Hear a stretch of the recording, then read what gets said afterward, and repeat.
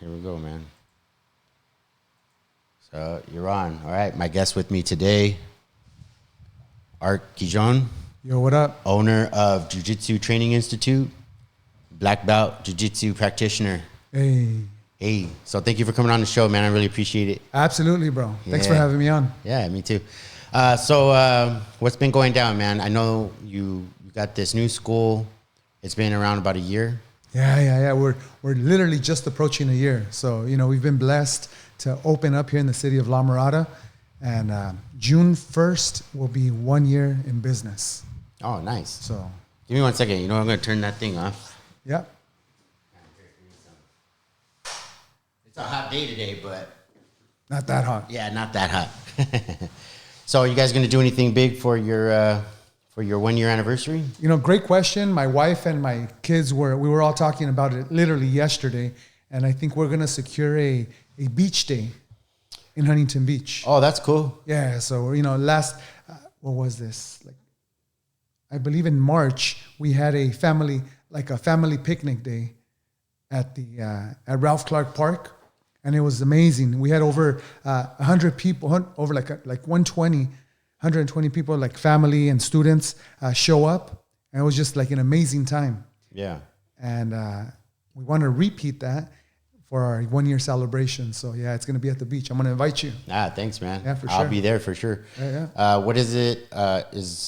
We do that too, and I think that's so important. To have those events when you have a school, so that people can kind of get together outside of the gym and stuff like that. Connect. Yeah, absolutely. Create that culture. Yeah. So, what type of culture are you trying to create over at the Jiu Jitsu Institute? Family-friendly environment where everyone that walks in the door feels welcomed, feels like family. It's so important for me to have everybody be real. We don't want fake people there. Yeah. So we're excited. We're excited for all the people that the universe, God, has brought into our world. Mm-hmm. And we want to just continue growing something special. So great. It's pretty great. What are your plans for the future of your school? Do you guys plan on building multiple schools, or what do you see going on in the next few years? I don't stress too much about the future. I'm present now. And I believe whenever I speak anything into existence, it just becomes reality. I remember 18 months ago, right? I was having my own gym was only a wish, a dream of mine. And I remember the day where I just said, what would life be like if I opened up my own gym? Yeah. Right? And then I set the ball in motion, right? I started looking at spots. And even when I was looking at spots, I was thinking to myself, shit, really? Am I going to really open up a gym? And then I just kept on taking forward action towards its attainment. Mm-hmm. And before I knew it, we were freaking opening. Day one happened. Were you having doubts at first? Without a doubt. I was saying, dude, who am I to open up a gym? Who am I to freaking, be an instructor? But then I reversed engineered that question. I said, why not me? Why shouldn't I open that gym? Why shouldn't I make an impact in this universe, right? Through what I love. And I love jiu-jitsu. There's three things I really love, right? I love my family. I love jiu-jitsu, and I love, selling real estate. So I love changing people's lives through what I love. And, this chapter in my life where I'm at right now, I'm just changing people's lives through jiu-jitsu. So how do people find what it is they love? I know, like myself included, for many years of my life, I used to always think, I used to get down on myself because I would say, why am I not passionate about something? Yeah. Well, I kind of knew intuitively, that's a problem. I don't feel like I have something that's for me. What would you say to people who are maybe in that type of a position and haven't discovered yet what it is that they love? Ask yourself the simple question. What's my why? Why do I do whatever I do every single day? Find your why. My why was simple, right? I asked myself, what can I see myself doing every single day and feel like I'm playing all day long? And that's exactly what I feel. I feel like, man, even when I've also been selling real estate for the past 20 years, right? And I think to myself, shit, how is it that people actually trust me to sell $1 million homes, to sell freaking $800,000 homes? You know, their biggest investment. Why me? But then I ask myself, like I asked you earlier, why not me? Right? I bring the value. All right. I just like our gym, selling real estate, I give my 120%, nothing less. Because I believe my customer, whether it's a real estate customer or a jiu-jitsu customer or client friend, deserves nothing less but 120%. If I can't bring that to the table, then why even be in business? Make sense? Yeah, absolutely. So to answer your question, how do you find your why? Ask yourself, what do I want? What am I passionate about? What can I do every single day that I can do and bring value to the universe, right? For me, it was simple. You know, love my family, sell real estate, and do jiu-jitsu. So, simple. Let me ask you this. Sure. What's your why? What do you love? Well, I love my family too. Boom. Yeah, I love my family. You're winning. too. I love my wife and my kids. You're winning. One of the most important things is to find some way to provide where I'm not going to kill over because I'm sitting down all day, you know, basically working myself into an early grave. I've always feared leaving my children orphans, and I'm not in the best shape. I mean, I know I look like Yoked. an example. Yeah, yoked. And just like definition of a man right yeah, there. exactly. Yes. But my health is not that great. And so I started this podcast, not on a whim. I started this podcast. I had it in my mind for a long time. Like all this stuff you see here took me years to put together, piece by piece. You know, I didn't buy it all at once, obviously. Of course. And it took, building it, putting it together was the easy part, even though it was not easy. Mm-hmm. The hard part was getting over all the psychological barriers that I was experiencing with actually putting out content. Oh, yeah. I noticed that you put out quite a bit of content. And got to be consistent. Yeah, you got to be consistent.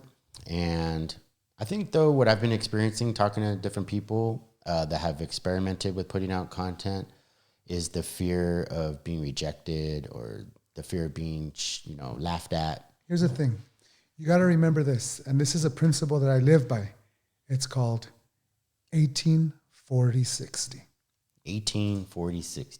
At 18 years old, you care about what everybody thinks about you. Wouldn't you agree? Yes. At 40 years old, we're a little bit past that age. We don't give a fuck about what anyone thinks about us. No, I don't. Wouldn't you agree? That's true. We're here. We're doing a podcast, and we don't give a fuck. Right. Right? At 60 years old, right? You realize, right? One day you turn around, you're like, oh, fuck. You realize that no one was even looking at you. Yeah, that's interesting. Yeah. So do you. No one's really watching. No one's watching. No one's thinking about you. No one cares. Yeah. Everyone else is freaking so worried about what's going on in their lives that they're not worried about what's going on in Andres' life, Art's life. No one cares. Right. No one gives a fuck. No one cares if I have a moquito in my nose. Right?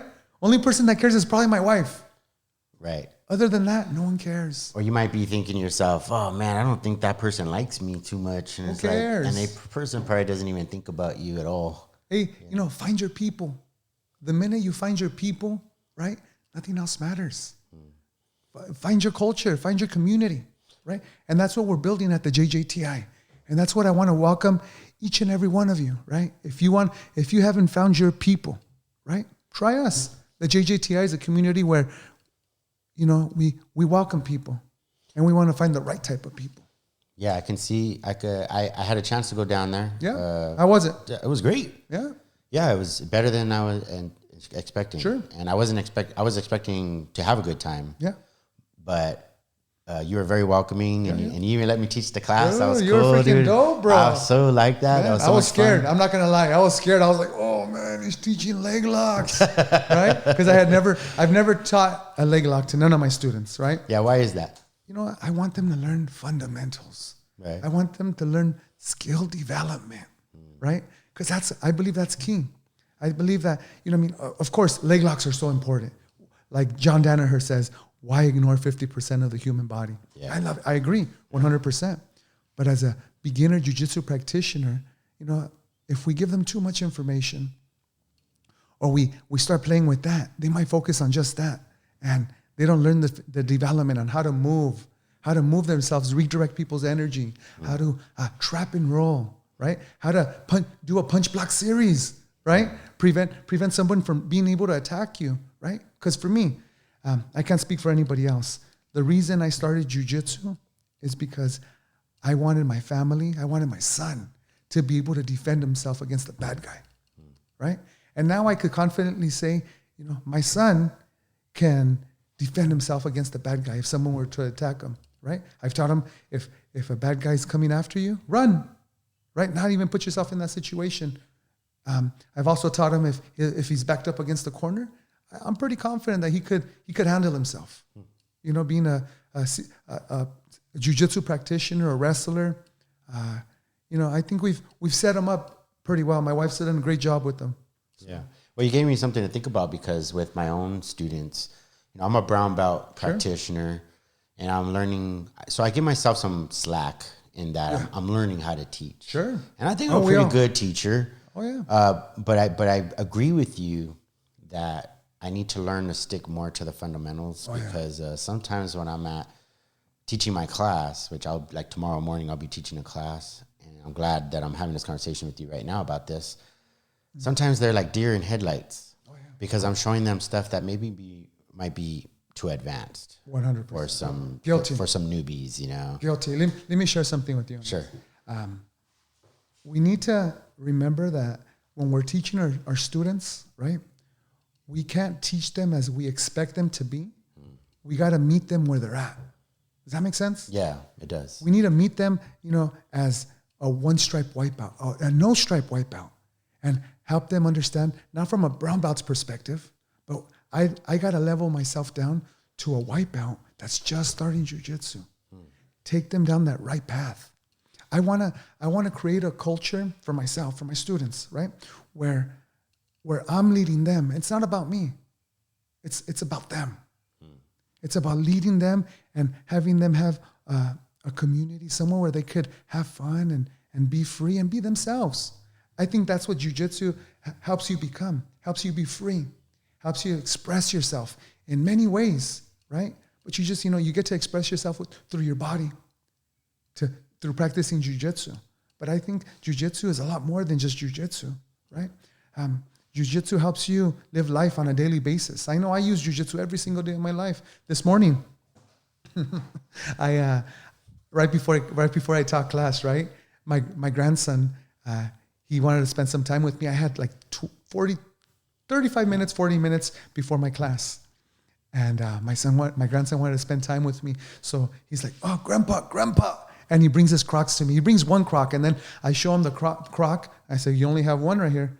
So we put that Croc on him, and then I tell him, we can't go out. We can't go outside if we don't have the other Croc. So we're practicing problem solving, right? This boy's only one. He just turned 1 in April. He's a smart boy. He started walking at 8 months. He's amazing. Wow. I'm not just saying that because, dude, he started walking at 8 months. He's problem solving all the time. Why? Because I don't treat him like a baby. And that's how I treat my students, right? I don't treat them like they're nincompoops. They're smart, each and every one of them.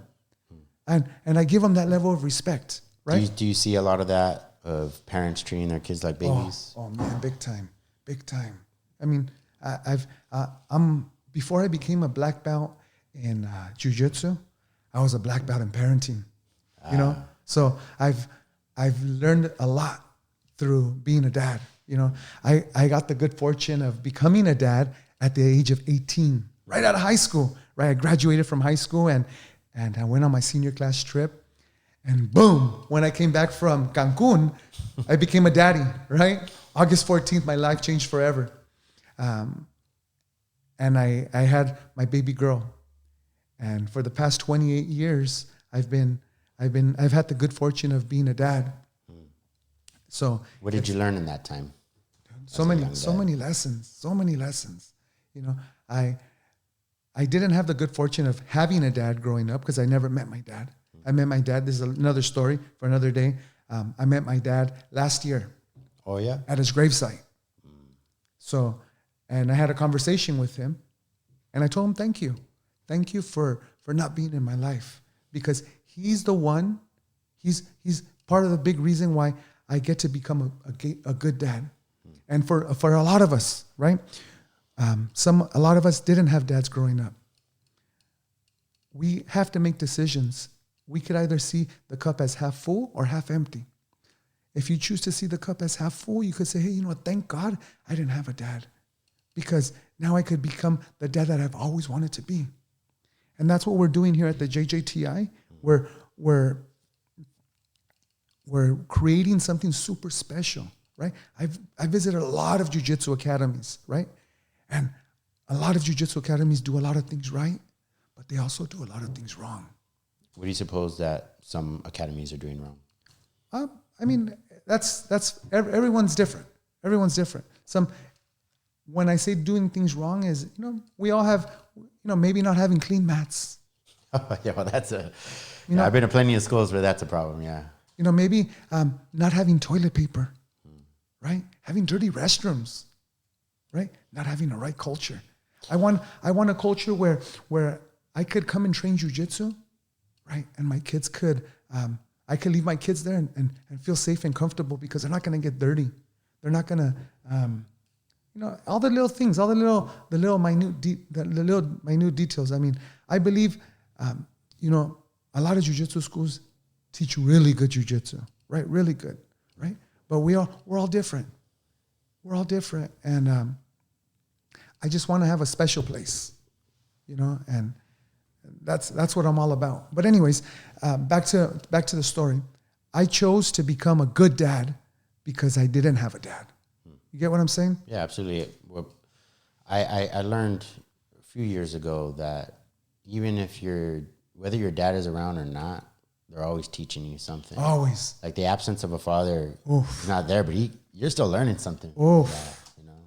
100%. So that's big lessons that I took away, right? My mom, in my early childhood, loved to drink beer. I mean, she used to be so proud of saying, oh man, this weekend I drank a 24-pack of Budweiser, right? I would remember my mom would throw me a chancla on a Saturday morning. Arturo, go buy me some clamato, right? Because that was her hangover remedy. And I'd be like, oh, Mom, I'm sleeping. She'd throw me a chancla. Bam! Hit the back of my head. Like, shit, go get me a clamato. Okay, fine. I go get the clamato, right? But then when I would walk to go get the clamato from the chinitos, I think to myself, fuck, never am I going to be that dad, right? And my mom taught me something, right? So life is about what you do with it. It really is about what you do with it, because I've seen families where they have purely dysfunctional father beating the kids, or alcoholic, beating the mother, or something like that. And they say there's 5 kids in the family, right? One of them will make it. One of them will go on to do, be healthy mentally and go off and have a family of their own and just kind of pull themselves out of that, where the other 4, fall into similar footsteps. And that told me, all right, man, this is not a thing where this is a decision that you make. Choice. It's a choice. It's not something that just because, there's plenty of stories of people who grew up in really bad situations and then go on to do amazing things. Amazing things. I believe personally, it's my personal belief that a child that grows up in a single family home, right, without having all the luxuries in life, is actually in a better position to succeed than a person who had it all. Well, right? I'm going to have to push back on that. Wait, you're telling me that you think that are they the exception? Because, of course. I think having 2 parents in the home, 2 loving parents, is the best possible scenario you can give to a kid. Granted. But here's the thing. A lot of us as parents, you and I are parents. Yeah. We give our kids too much. We give them too much, and they take for granted what they have. Right? You see some of these kids. My kids are guilty of. I'm guilty of it too. I'm guilty of it. Giving my kids too much, and I'm like, shit. they're not grateful for stuff, right? I'm not saying they're not. I have good kids. I'm grateful. I thank God every single day for the kids that I get, that I have. Well, I agree with you that parents tend to do bad parenting. It's a balance. Like when I was talking about before, is just two loving parents being loving, not spoiling them, but or being bad parents, but just, I think a child growing up in a home where there's a mom and dad who give them hugs at night and tell them they love them are gonna fare better emotionally and maybe even go on to do better things than a child who's like being abused by someone with alcohol in their breath. But I agree with you that parents today, and I'm guilty of this too, giving their kids chips and soda or just crap, knowing better but not doing better. Mm-hmm. You know what I mean? I think there's definitely a lot of that going on. Oh yeah. Yeah, and that's it's tough because a lot of times my wife likes to tell me that you parent out of guilt. She's always telling me that you parent out of guilt. And well, in reference to parenting, right? My wife does an exceptional job. I get to just be a big kid, and she takes care of all like the headaches of being a parent. So, my wife's a black belt, 4-stripe, 5-stripe, freaking black belt in parenting. Where I'm just a black belt. So she's way better. Well, you did bring something up about being a black belt in life. Yeah. I've often thought that, when you give out I'm not a black belt yet, so obviously I can't really say, but you are. Is there like I don't know if you've ever promoted a black belt, but if one day you do, I see it already. Yeah. Are you paying attention to that person's character and what type of 100%. person they are? Yeah. I really think that that's really important, because you may disagree with me on this, but and I'm probably going to get in trouble and push back for saying this, but I think it's perfectly reasonable for some people to never make it to black. Oh yeah, that's me. Forgive me. That's God telling me, "Hey, shut up." He's like, "Don't go any further." But I'm a fool, so I'm gonna keep going. Yeah. I think it's perfectly reasonable for some people, not even a majority, but just like a small amount of people, to never reach black. Because some people will never ever be a black belt or just not working towards being a black belt in life. I've seen people who have black belts do not cool stuff. There's things that are just unbecoming of somebody of being having the privilege of walking around with a black belt. Oh yeah, because I think it is a privilege. It is. It's an honor. It's a privilege and it's a huge responsibility. Huge. Like everybody's heard of stories of gym owners, black belts, like sleeping around with their clients, for example, things that, and just creating a culture of shenanigans type stuff, for a lack of a better phrase. And that type of stuff disappoints me, when I hear stories like that, because it's like I feel like jiu-jitsu, when there's people who really care about jiu-jitsu and they see jiu-jitsu as like, it's almost like Jesus, if you're you're a self-proclaimed Christian, but you're out there, sleeping around or using drugs and like, ain't this guy a Christian, Well, I kind of see it like the same. Like there's a type of reputation that goes along with being a jiu-jitsu practitioner. Because I think like people see a jiu-jitsu practitioner and you think, oh, that must be a really cool dude. He must be a stand-up guy because jiu-jitsu teaches you things. And when somebody sees you acting the opposite of that, it puts a bad taste in my mouth about jiu-jitsu. Oh yeah. I don't know. Do you have a different opinion on that, or? No, I'm with you. Yeah, I'm with you. I mean, I believe we have a big responsibility as human beings, as men, as fathers, as all the roles that we have to carry as humans. So I believe in God. I believe that we should abide what God gives us, and God tells us love God and love your neighbor as you love yourself. Yeah, it's not always easy, huh? No, not always easy. We all drop the ball. I mean, I'm a big time sinner. I've dropped the ball many times. Yeah, me right? too. Yeah. But every day we got to choose to become a better version of ourselves, right? Does it mean that just because you made a mistake once, you could, people are going to view you the same way? No, but if you continue living that way, then people will view you that way. So just, choose to become a better human.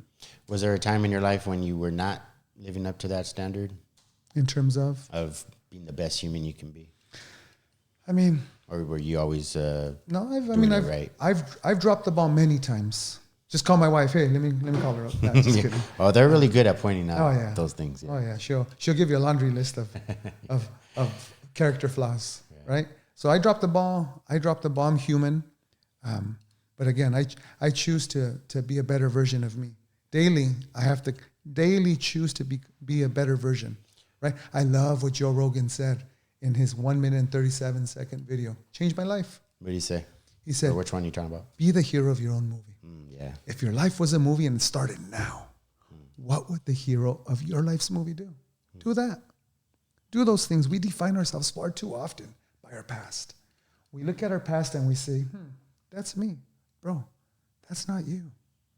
You are this person right now, right? And then he says, go forth and be the hero of your own movie. Changed my life.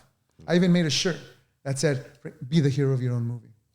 Because I believe that. We all get to choose. Like honestly, think back, if you today watching this video, think to yourself, hey, you know what? What would life be like if I became the hero of my own movie? What would it look like? Right? What if you chose to go after everything you wanted? I think you'd live a pretty amazing life. Give yourself the opportunity, because I could promise you this much. You will never be this young again, right? Next year, you're going to be a year older, and you're going to be filled with, I coulda, shoulda, woulda. Last thing you want to be is that guy that is sitting on his rocking chair, right? At 70 years old saying, shit, I coulda, shoulda, woulda, right? Go after everything you want because it's possible. And it's one of the biggest things I worry about is regret. Just do it. And it's also the main message of this show is that it's never too late. That there's this lie we tell ourselves that all the mistakes that we made in our past are preventing us from being who we want to be going forward. And that's a lie that I bought into for many years, And once I realized it was a lie and made different choices, I wanted to share that message with others. And so that's definitely 100%. I agree with you on that. Absolutely. But what would it look like if today, starting from today, right? When we say camera cut, podcast is over, you move forward from here on out being the best version of you. If you walk out this door and say, you know what? I'm going to simply be the hero. I'm the main action star of my own movie. I'm going to go out, love my wife, right? Honor her, respect her, love her, right? Love my family, be the best man I can possibly be. What would life look like for you? And every day choose to make good choices. And you just accumulate one good choice upon one good choice upon another. Live that Kaizen philosophy, becoming 1% better daily. What would life look like for you? For me personally? Personally. Well, I look at my life like this. Like I have certain lessons that I need to learn. Okay. For example, talking about my wife, for example. I have an amazing wife. And I've undergone so many positive changes since I met her and since we got married and whatnot. How long have you been married? We've been married almost 2 years. Nice. And newlyweds. Yeah, and we've known each other about 3. We met at an open mat. Nice. And so Jiu Jitsu does bring people together. It does. Nice. Okay. It really does. And all these changes that I've gone through, but even outside of that, she brought me to Jesus. Wow. And what I realized after I had sobered up, it took about 11 months of going to church with her to finally sober up and all that. And then once I sobered up, I started dealing with reality. And then I realized, oh man, God wasn't able to work in my life to mold me really because, I was always on the sauce. I was always smoking pot, just never here. My wife used to love to tell me, you're not present. You're not present. You need to quit that crap. And, you know, and I was like, what are you talking about? I remember everything. You're here. I remember everything. I remember everything you said yesterday. Mm. I just didn't get it, what she was saying. And so there's these lessons, right? And these lessons look like this. When my wife is attacking me, you know, verbally for somewhere I fall short, because I have, you know, I think most wives are probably like that, where they just, it's in their nature to attack the areas where you're falling short. But I think it's a gift from God. I'm starting to realize that's a gift from God. Yeah, that's exactly what I was going to say right now. Yeah, what if you change your mindset when she's nagging at you? Because I did that yesterday. Right? I got in an argument with my wife, and I could have easily said, screw her. I'm pissed off at her. And I know we're gonna get over it, but no, I called her back. I called her back to the gym, and I told her, thank you. Thank you for being the amazing woman that she is. Thank you for being the love of my life, and thank you for looking out for me in every way possible. Thank you for being an amazing mother.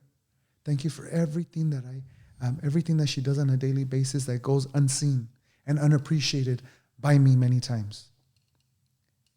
And I said, thank you. What if you did that daily?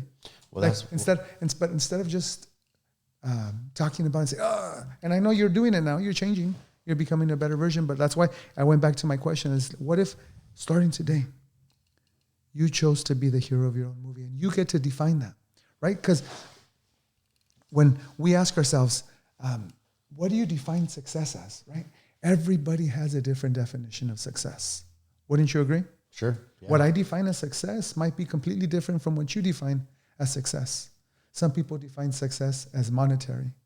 Some people define success as having a loving family, right? Some people define success as finding the love of your life, finding your why, whatever, finding your favorite food.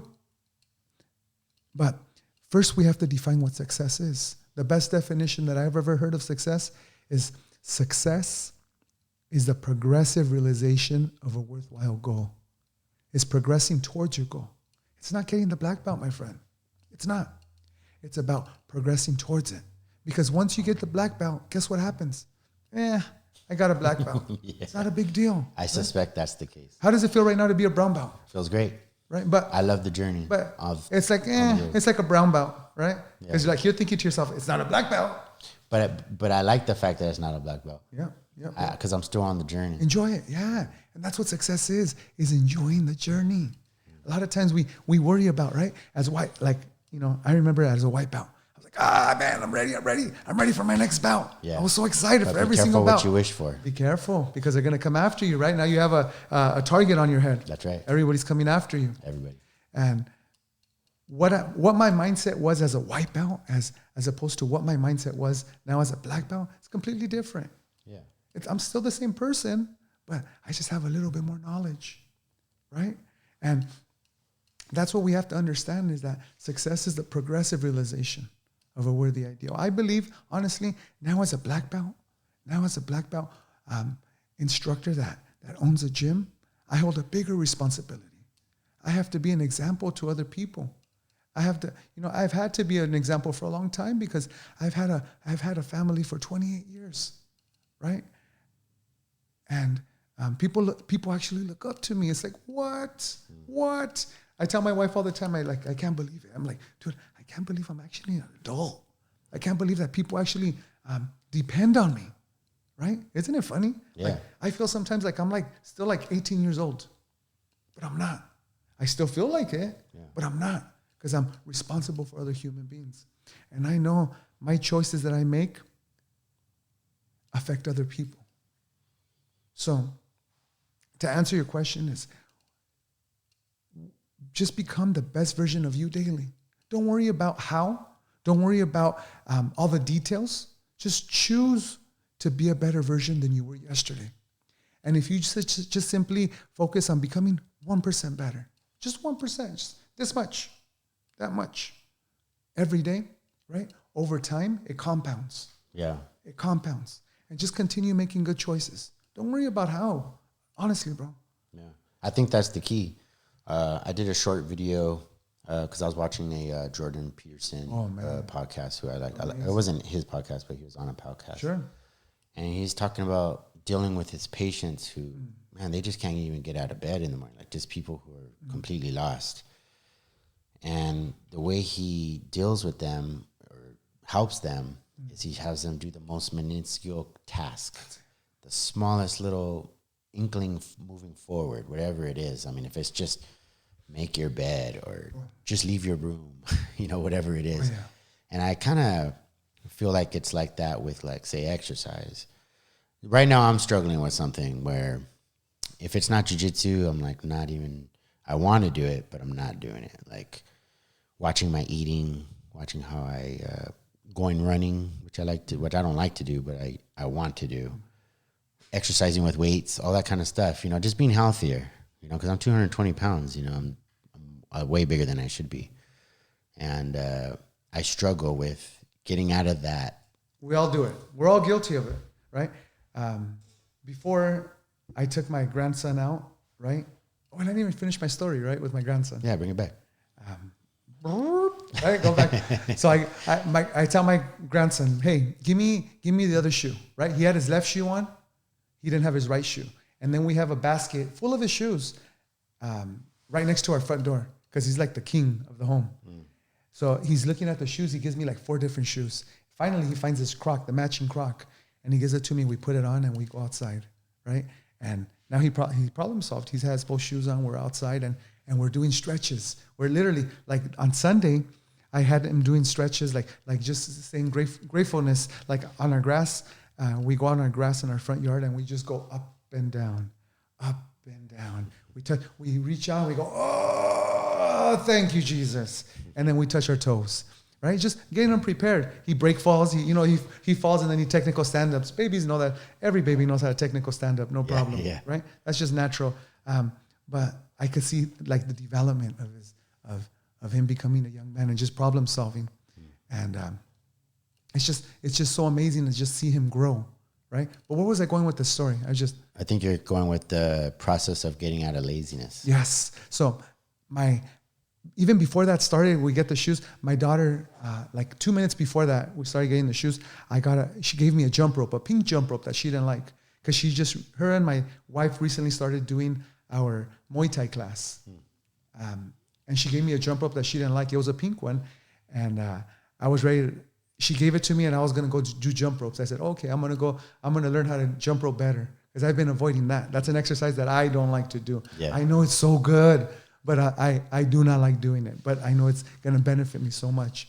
But again, one obstacle got in the way and then another one. And I just didn't just go after it and just leave. Right. And that's the price that we pay because life happens all the time like that. Right. Yeah. We intend to do something, but then, obstacles get in the way.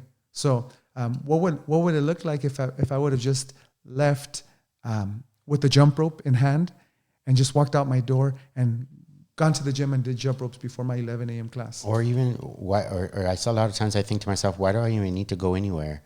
I have a jump rope too that I've been trying to use, but I don't. And I could just go outside and just jump rope for 2 minutes. That's it. 2 minutes is better than no minutes. 2 minutes is better than no minutes. Yeah, but I don't make that decision.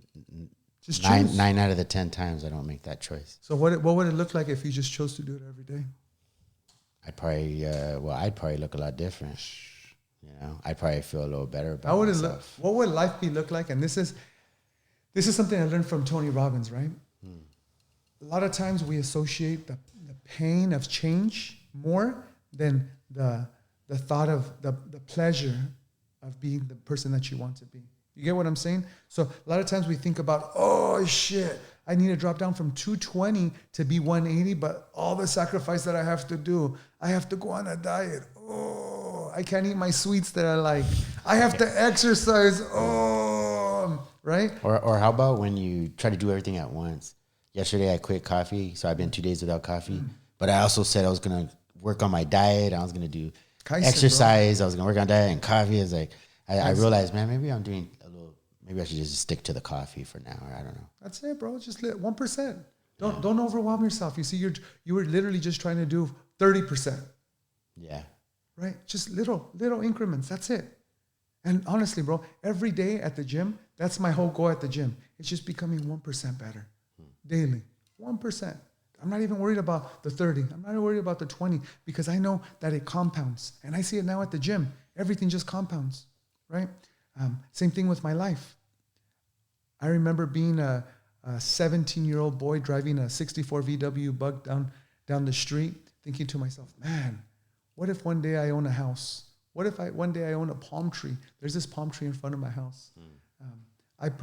We purchased my wife's grandparents' house off of them.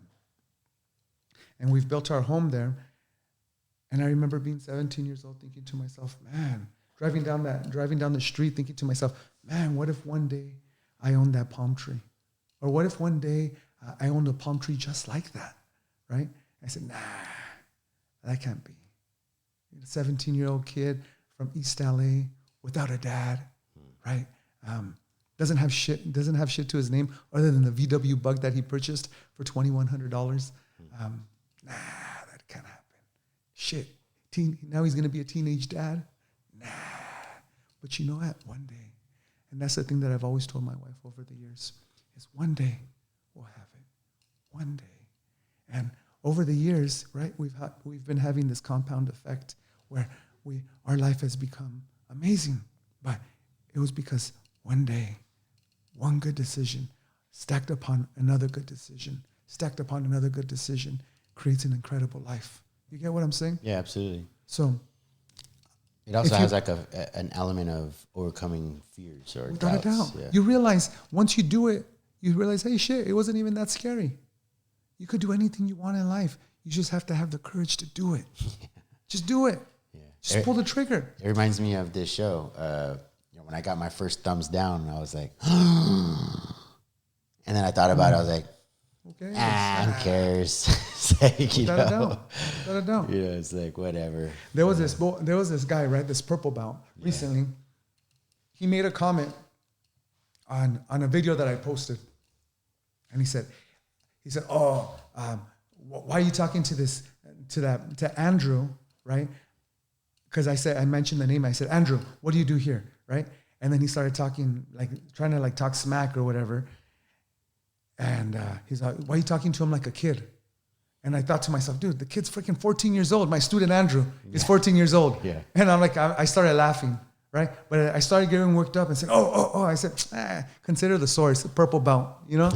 And the funny thing is that guy that made that comment, he makes videos himself. And I thought to myself, and the funny thing is after I make that after I responded to it, he deleted it. He deleted the post. Maybe he realized that, hey, maybe, it's kind of dumb of me to do that. Yeah. But, we all make dumb mistakes. Absolutely. And it's cool. We're all, it happens. We're all human. We all make dumb choices, Man, during the pandemic, I used to talk crazy stuff out of my phone, We're all we all have bad days. Oh, and that's okay. Had plenty of them. Right? We all have it. So we're all guilty of it. Don't be down on yourself if you make a mistake, because we all fuck up. Right. We all make mistakes. Right. The beautiful thing is that, God did give us choice, right? Genesis 1:26. He gave us free will to become anything we want. But it's up to us to make the life that we want for ourselves, right? And again, at the end of the day, both you and I, hopefully if we get lucky, right, cross your fingers, we're both going to be 70 years old, right? Yeah. Hopefully we will have our own home and we're sitting on a rocking chair, right? Rocking back and forth. And hopefully we're able to say, man, thank God I pulled the trigger. Man, thank God I created the life that I wanted. Yeah, I mean, that's my hope, starting this. Don't say that ever again. Don't say hope. Just do. Stop it, bro. Stop it. What's wrong with having hope? Just do it. Go after everything you want. Yeah. The thing is, you're hoping. Oh, I hope I have a good wife. Fuck, I'm gonna have a good wife. You already have it, bro. Understand this. You have everything you need already to have an amazing life. You have everything you need. It's up to you to just create it. Yeah, but I don't have a choice of whether or not I make it to 70. But you could live life. You could live life and make it epic. Who cares? Let's say you die tomorrow. Who cares? As long as you live an epic life. Well, then let me say that's my plan. Boom. My plan is to be just being grateful for having made the decision for this podcast, for example. See yourself in possession of it. Dude, you're amazing, bro. So you're the kind of guy, you're into visualization. you got to speak everything you want into existence. And then once you speak it into existence, you make daily conscious decisions towards its attainment. That's it. That's all life is. Tell me something you want. Well, it's tough, first of all. No, just hold on. First of all, it's tough because I don't see myself as the creator. You said speak something. Of your life. You said speak something into existence. Mm-hmm. And I think God is the only creator in my life. That when I want something, I ask God for it. Sure, absolutely. I don't conduct myself as if I am the creator. But if you're saying that if I speak something that it'll manifest itself, 100%. Tell me about that. How does that work? You make the choice. You say, this is what I want, and I'm going to make daily choices towards its attainment. Right? The universe, God, will give you anything you want as long as you work towards its attainment, good or bad. That's the bad. This is the tricky part, right? Because you're living the life that you're living because that's exactly where you want, the life that you want. If you wanted more, you'd do more. If you wanted less, you do less, right? We're guilty of that, of doing less, and then we get the results, we get the fruit of that. But if you wanted more, deep down inside of you, if you wanted more, you could have more. What would that take? What would it take for you to go from 220 to 180? I would have to make better choices when it comes to what I eat. Boom. I would have to overcome this temptation or desire in my body to want to satisfy its sugar cravings. Guilty. Super difficult. No, yeah. It's a choice. You see, it's a mindset. You see what you just said right there? Mm-hmm. It's difficult. It's not difficult because when you associate more pleasure to the change than you do hurt, right? Mm-hmm. Missing out on something, then change becomes easy.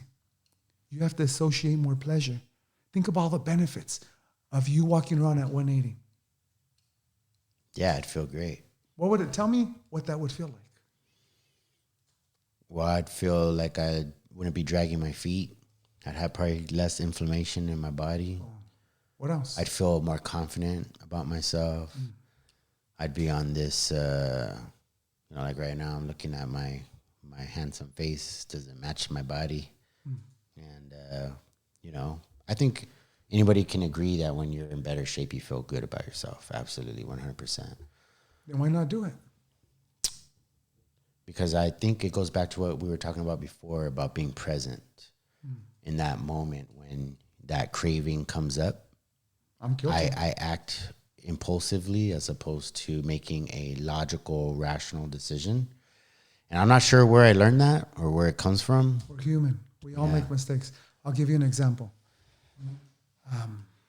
Last night, right, I ate some chili mangoes, right? I went with my grandson and my son to Costco, and we bought these chili mangoes, and boy, did I enjoy like 4 or 5 pieces of that. Not only that, right? I also had a couple handfuls of chocolate-covered raisins from Costco. Boy, did I enjoy that. Man, you're indulging. Oh, I was indulging. I was in bed. I was just like, guilty. You know what I mean?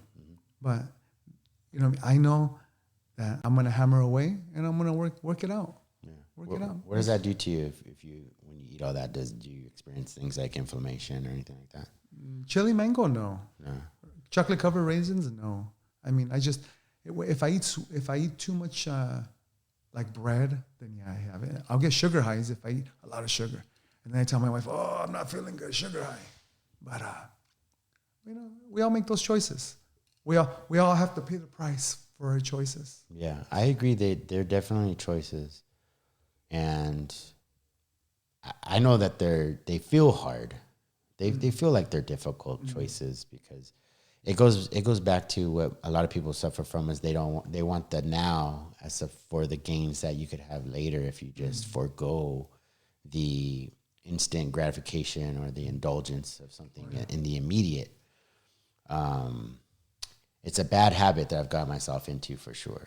100%. Just I see a steak and potatoes. And then I see the bar on the side. There's this place I like to go to. I don't know. I'm sure you've seen it. It's called Steak Corral. It's a restaurant down the street. Washington? Yeah. And, you know, me and my wife went there the other night. I got me a nice piece of steak. And how do you have your steak? Medium. I'm sorry, rare. Medium rare. Yeah, I try to have it as pink as possible. No wonder you're my people. Yeah. How does your wife have it? Same. Yeah, we have it the same. My wife has to have it well done. It's me. I used to be like that when I was a kid. I wanted it burnt. I thought it was better that way. And it just, I should have known, because every time I would ask, hey, mom, or hey, brother, let me have a piece of your steak. Let me try it. And I'm like, this is really good. But it never went into my mind that, hey, maybe you should order your steak the same way. But the point I was making is that, you know, I'm there, I'm having this steak, and I got a potato, and I have a choice. I could put the cheese and the au jus sauce and the butter and the sour cream and all this stuff, just piling it on there.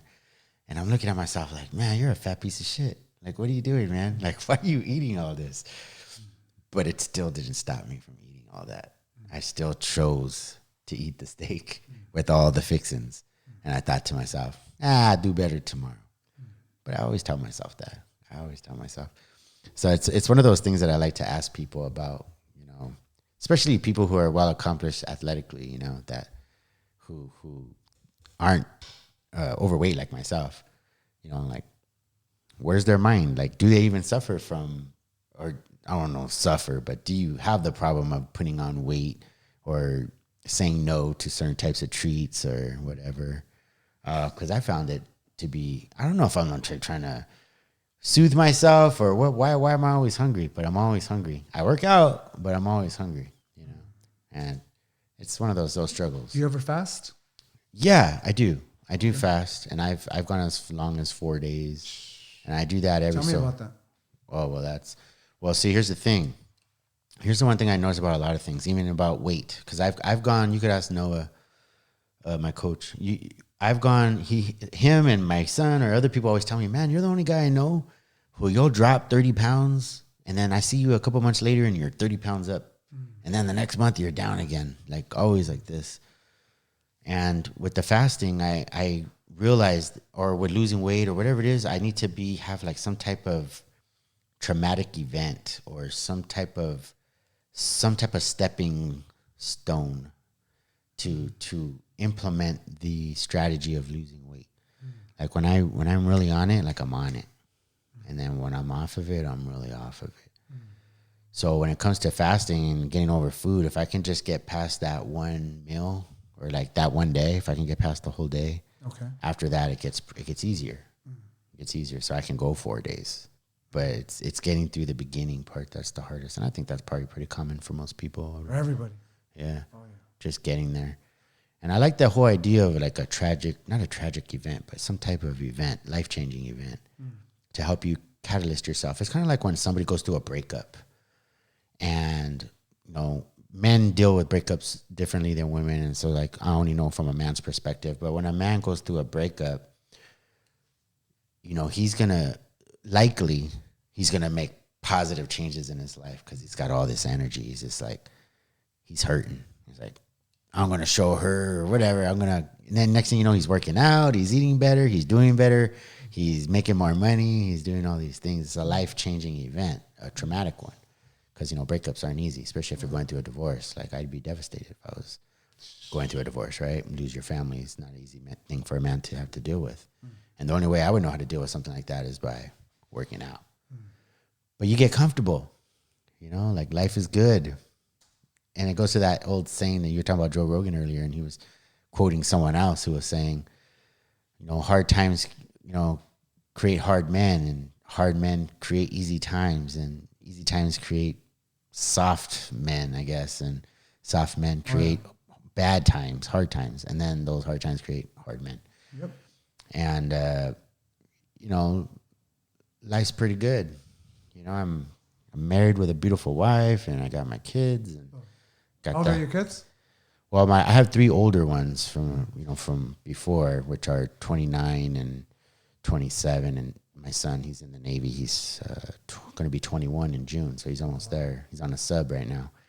And then I have my 2 stepsons and my daughter, who are 9, 8, and 7 or 6, something like that. So I got kids, you know. I'm not a rookie to the whole, you know, raising kids and all that. Got it. What was the point about that though? But I forgot where I was with all this. It happens. But yeah, you know, I make bad choices, man, and I'm really trying to get myself out of that. And that's what part of the reason why I'm interested in talking to guys like yourself and others who I have a real respect and admiration for athletes. You know, like I've had quite a few guys on the show, you know, that people don't realize how much effort it takes to get into a cage, for one, overcome that fear of that. But just how about just cutting weight? How about just putting other things that are probably other obligations or other things that are pulling on them that want their time, whether it be a girlfriend or your mother or father who need your help doing this or whatever it is, and being able to stay disciplined and stay in it and not make excuses. That's why I like interviewing, you know, men and women who have done that. I haven't had any women on the show yet, but I plan on it. Speaking it into existence. Yeah, I plan on having women on the show. I've invited a few, just haven't got here yet. But I admire that about people who make the right choices, like you're saying, because a lot of times those are the type of people who I admire and want to emulate.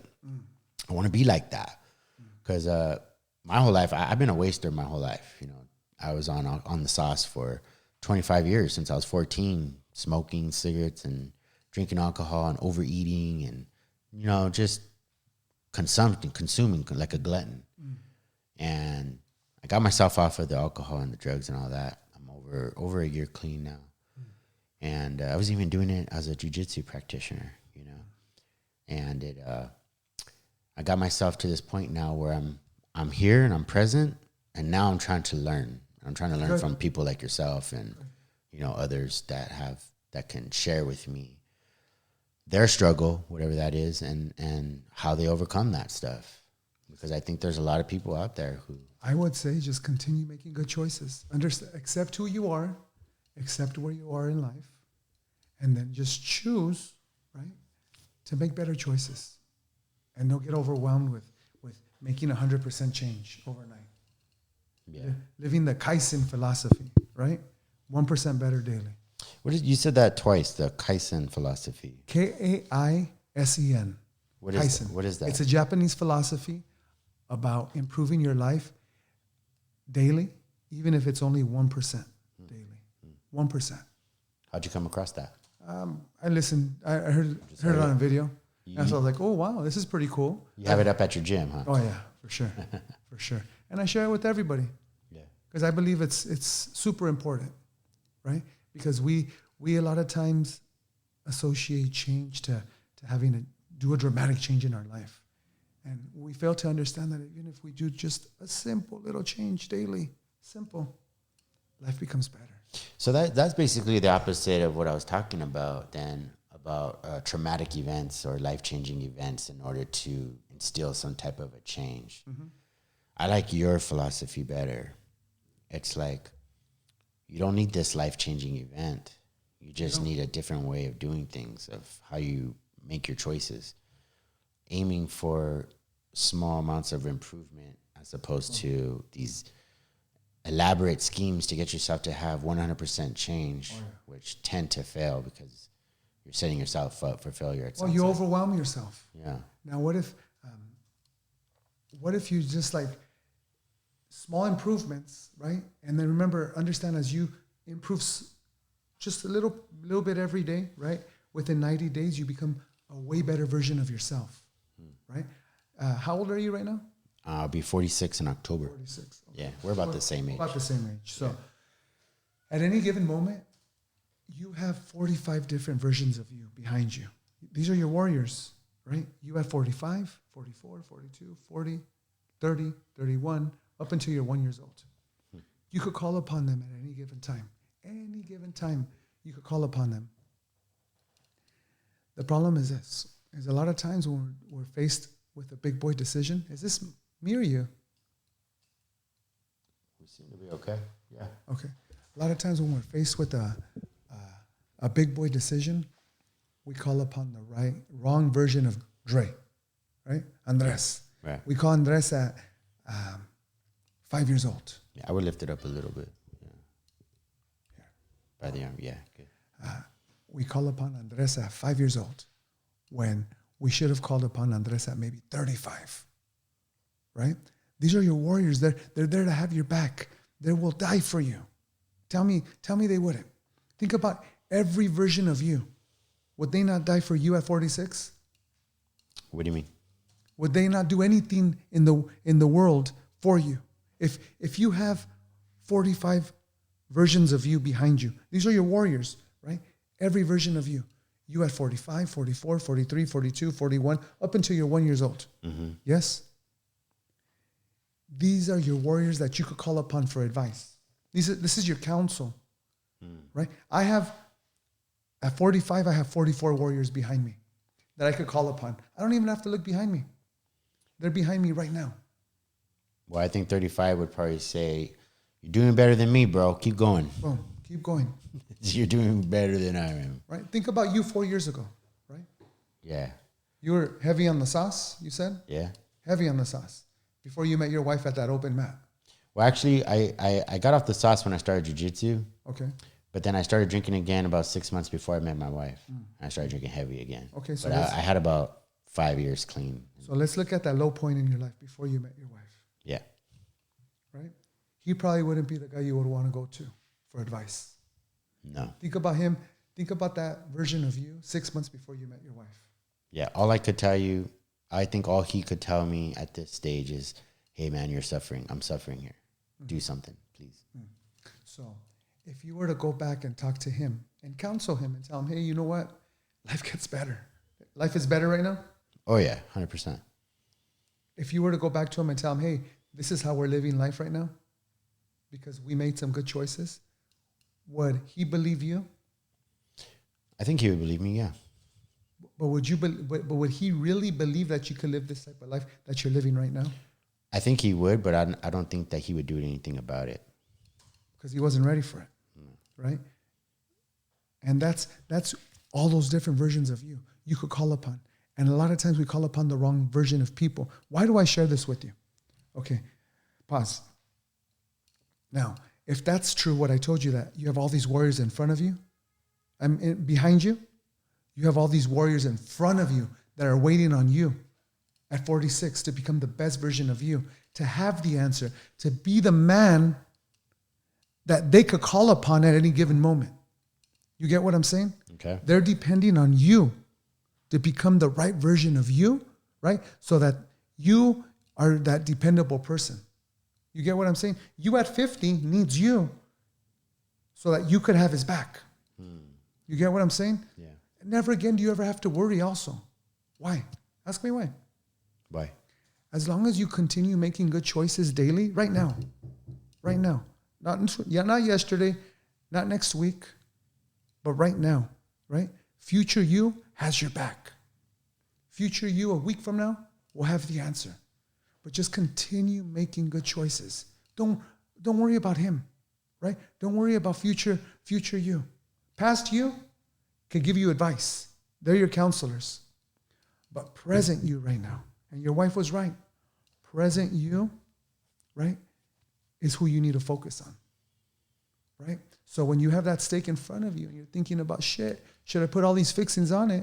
Just say, screw the fixings. I'm just going to eat it just like that because that's the nutrients that I need. Yeah. Right?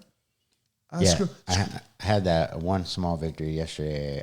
Tell me about it. I just had a small piece of fish and a small piece of ground beef that I had already made. Nice. And I skipped on the pasta. And how did it feel? Felt good. Boom. Yeah, it felt good. Yeah, it did. So what would life look like, right? If you just make those small choices every single day. You just started eating better. Eliminate the sweets. Oh, shit, did I say it? Eliminate the sweets. Yeah, eliminate sweets. I'm there with you, bro. Get out of here. Right? My wife, my family, they buy all kinds of sweets, bro. My house is filled with sweets. It's like, shit. And then I'm that guy that doesn't like I don't like to throw away anything. So it's like, oh man, it's still good. I could eat it, right? Right. But what would life be like if we just threw it away? I just said, you know what? It's not gonna benefit me. I'm gonna throw it away. Yeah, it's already paid for. Why pay for it twice? Why pay for it twice? Yeah, I like that. Yeah, why pay for it 2 times? Because that happens to me. Oh, yeah. You know, I'll see something too, and like, man, well, we bought those donuts. You might as well just eat them.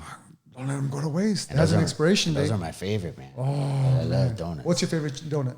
I like the white cake with chocolate on it. Yeah, that's typically mine. Yeah. Okay. Where's your donut shop? Right here, Winchell's. Winchell's, okay. It's like 4 blocks away. Oh yeah, I could see it right now behind me. Yeah, I won't go there. I was gonna just tell you, hey, let's go have some Winchell's, but not. Yeah, don't, because I won't pass that up. You know what I'm craving right now?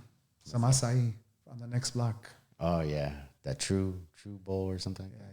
Yeah, my wife loves going there. Oh yeah, I like that spot. Yeah, I love all that stuff. You know, just the problem is just overdoing it. Oh yeah, like we all overdo having one. You know, we all overdo it. Yeah, I mean, probably some people don't look like they overdo it. I mean, I go into that Winchell's place. I went there maybe a couple weeks ago, and you know, I wanted a donut. Sure. But I didn't go in there and just get a donut. I got me 3 donuts, and I sat there in my car and I watched. You know, I was watching my YouTube or whatever, and I chowed down 3 donuts, and I was just like, dude, what the heck is wrong with you? You know? So my daughter had a birthday, May 3rd. May 3rd, one of the best days of my life. May 3rd? May 3rd, 2004. My baby girl turned 20 on the 3rd. We bought her, Dad wanted to go buy her a dozen donuts, right? Guess how many of those donuts I chowed down? Because I didn't want them to go to waste. 4. 5. Jeez. Out of the dozen. 5. Wow. Right? But this was throughout like 2 days, right? Yeah. And because I didn't want them to go to waste. I was like, I got to eat them. I was powering through. Yeah. Because I purchased them and I'm like, $17 for a dozen donuts. Can you believe that? Jeez, that's expensive. $17 for a dozen donuts. Where'd you get them? Modu Donuts on Beach and La Mirada. Yeah. I did notice a increase in price for donuts. Oh, yeah. I paid Everything. $7, What is it? $7-8 for those 3 donuts I bought. Don't tell me. I hope my wife doesn't see that. She would be pissed. They're going to be laughing at me. Yeah, too late now. I'm in trouble. They already know this. Yeah. But yeah, prices for everything is going up. Everything. I mean, everything. Food, gas. I mean, you name it, man. It's just it's not good. Oh, yeah. It's not a good time to, you know. Well, what doesn't go up in life, right? I mean, if you and I were doing this podcast back in the 20s, right? We'd be complaining about what the price of milk cost. It's 7 cents. 7 3 cents probably, Yeah. right? 3 so much. Yeah. Right? How much a cost of a house costed back in the 30s? Oh, Man, in the 50s. Probably, yeah. Ridiculous. And I now, mean, like this house right here, man. We bought this house probably in 1880. This one in maybe 85. okay, 1985. 275. Okay, now you're sitting in a $1.4 million house. You think so? Oh, yeah, something a doubt. like that. Yeah. Oh, without a doubt. Yeah, it's crazy. 1.4. Yeah. Crazy, right? Mm-hmm. But It's crazy. What's even more crazy that we're still paying on it. Right? You still haven't paid it off? Well, you know how people are. They refinance and take money out and Make additions. all that. Yeah. Okay. Yeah, exactly. It's okay. That's what a home is for, right? You got to Right. enjoy it and all the luxuries of it too. And all the luxuries. I like it, bro. There's plenty. And, you know, actually, that's kind of cool that you live just a block. You said a block or 2 away from your gym. I could literally rollerblade, longboard, right? Yeah. I love rollerblading. Yeah. Rollerblading is my jam. Right. But I could longboard 1 stroke down my driveway, and it rolls me straight to the Institute in 1 minute. Yeah. How amazing is that? And then you just have your wife pick you up with the car later. Boom. No, I'll walk home. She'll say, walk your ass home. Ride the skateboard up the hill. Right. Yeah, so it's pretty amazing. Well, you're definitely living one of my goals, which is to have a school of my own. I'm way away from that. I've been looking at different. I think I told you I've been talking to different taekwondo or martial arts places. There was this one place I found over by Ethos. It was a beautiful place called American Martial Arts Academy or something like that. It's called American Martial Arts. Next door to Ralph's? Yeah, something like that. Okay, yeah. And but I remember, when I was there talking to the guy, I was like, man, this is like literally a a rock throw across the street from Ron's. You know, I was like, not gonna be able to do that. I know we're not affiliated, but I like Ron a lot. Good guy. Not somebody I want to compete with. You know, not that I could, but I mean. But here's the thing: 1% of the population actually train jiu-jitsu.